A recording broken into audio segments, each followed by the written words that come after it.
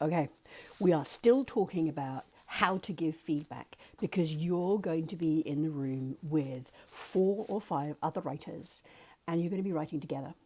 And I love writing with other writers. It is an absolute blast, but you have to be very respectful. You have to remember how much of someone's heart goes into their work. And when you're dealing with your own work, you have to not be precious about letting things go because it's all about what works. Okay? I need you, when you are critiquing each other's work, to separate out your taste from what's working. And that's why you're always going to be talking about the work rather than the writer. And you're always going to be talking about what works for post-apoc rather than what works for fantasy.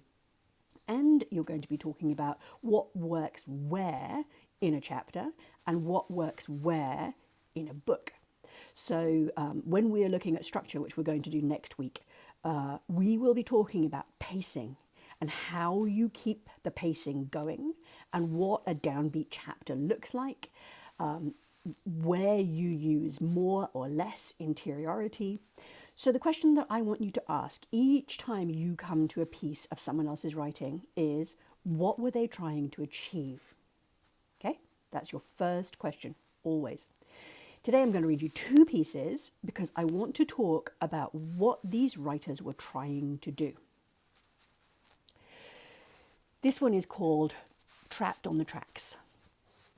August smacked the lines down hard on the horse's back. The flare flinched and her hind hooves scrambled in the gravel, but she didn't move forward. She just stayed where she was. Stopped directly on the railroad tracks. The cart in which Laurie and August sat pitched at an awkward angle down the embankment. Don't know why Pa bought such a stupid, balky horse. August flicked the end of the whip at Flora, snapping her lightly across her hindquarters. She leapt forward into the traces, but only enough to kick out in irritation. Laurie didn't want to watch what would happen now that Flora had as much as sassed her brother. There was always a cost to not doing August's bidding. But Laurie had never known Flora to balk like this. She might not know much, but she knew Flora.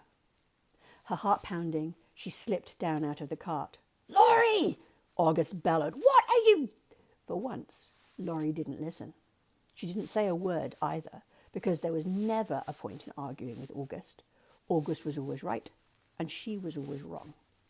She just went straight to Flora's head, noting the mare's sweat-darkened flanks and neck, the way Flora's eyes rolled to show their whites. As soon as Laurie got to... Sorry, I had to scroll up. As soon as Laurie got to Flora's shoulders, understanding drenched her like a sudden cloudburst. "August!"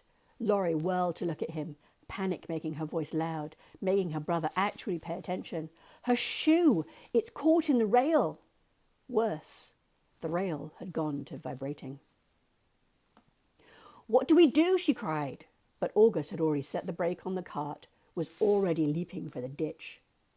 Off in the distance, a plume of steam rose above the trees. "No, no, no, no, no!" August cared only about the cart, his fingers flying to drop the traces from Flora's harness. Maybe the cart would be safe from destruction, but what about Flora? Laurie frantically bent to tug at Flora's leg, knowing already it was useless. The heel of the shoe somehow caught, making the leg immovable. "Let go of her!" August bellowed. "Get off of there!" But Laurie had an idea. It was probably stupid, would probably never work, but for the first time she didn't care if she made a fool of herself. She had to at least try to save Flora. Flora's horseshoe was sprung, already halfway pulled off.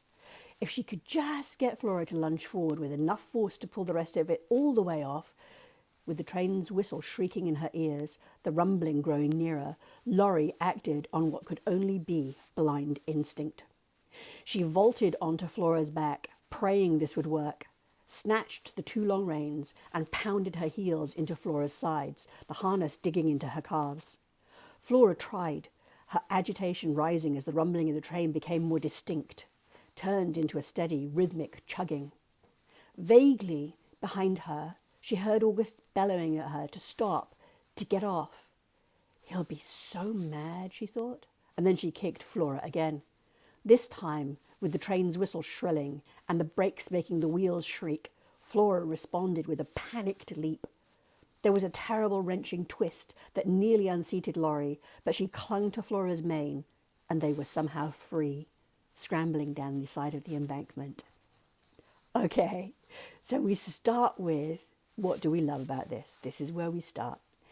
And we love the fact that Laurie loves the horse. Animals tend to be quite big in post-apoc because, of course, we're going to lose power, we're going to lose access to stuff. If you don't already know this, gasoline dies after a year. So even if you have vehicles, you can't power them.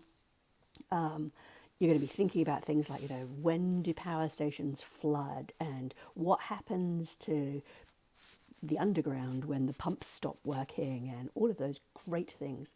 But here we've got a horse and cart, and we've got somebody who loves a horse. And loving that horse, even though this woman is theoretically timid, which I'm telling you, your readers don't always like, the fact that she loves a horse makes her completely relatable. The fact that she's willing to go up against her brother, who is clearly a bully, makes her very relatable. The fact that she's willing to take her own life in her hands to save a horse makes us love her, right? We love all these things about this. There was something really particular that I wanted to point out to you. See, this is where you've got to take notes. The balance of interiority and action is really good in this piece. So we are in Flora's head, and we're in her head for a little time, and then we're back out again and we're back in the action. And for an action scene, you really want that. That's what you want to do. You want this layering of stuff, of there being action and thought processes, and this is in close third. I mean, it could be that it's in third omniscient and we just didn't get there because it was such a short piece, but the way this reads is it's in close third, which means we are really, really close to first because we're in one person's head.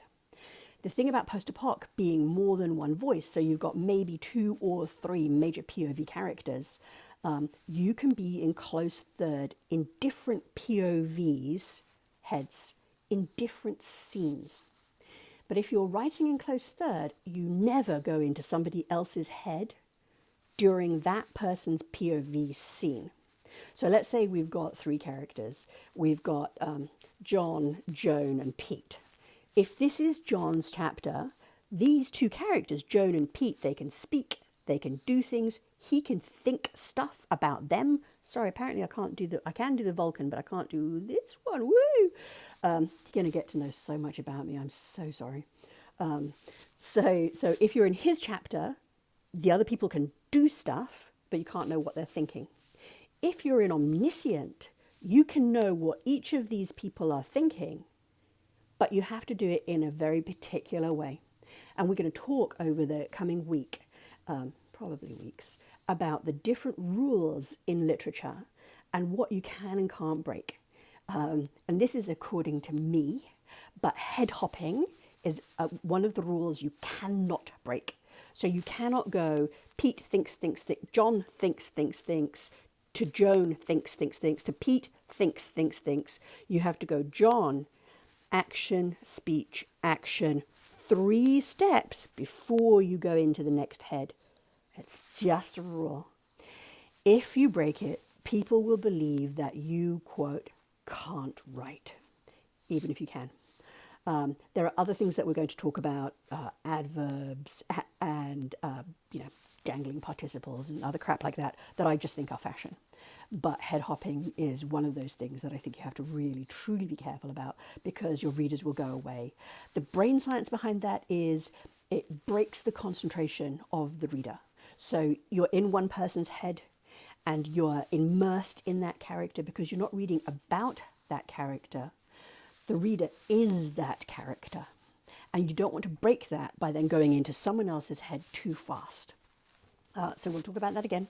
But what I loved about this piece was the fact that it had this layering of inside and outside. and her growing conviction that she had to take this action to save the horse. So once again, you can tell me all the things that you love about this piece. Now, I'm going to read you another piece, even though that's going to take us, 10 minutes.